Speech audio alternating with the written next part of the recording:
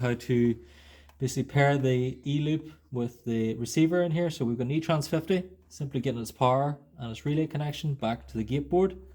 So you'll probably have something similar.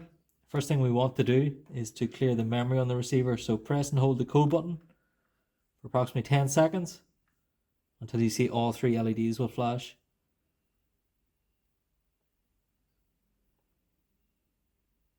Okay, that's the memory cleared. So now we're going to get our E00C RAD, which is our commercial presence mode loop. And we're going to pair this to the receiver. So there's 2 methods to this, but I'll show you the easiest one here first. So we're going to bring the loop in close proximity to the receiver. Press the code button once. And then we're going to put the magnet onto the code. And you'll see there the blue LED had flashed 3 times. That indicates that's now paired. Next step then, we're going to bring the loop. We'll just set it in position with the magnet then. Set the magnet onto set. We're looking for 2 flashes of the red. Take the magnet away. And then the loop will flash red 3 more times. 2, 3.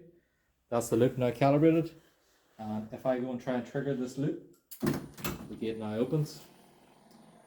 We'll just give it a second, and then if you can go to the receiver and then just show them the red light should come on every time we trigger the loop.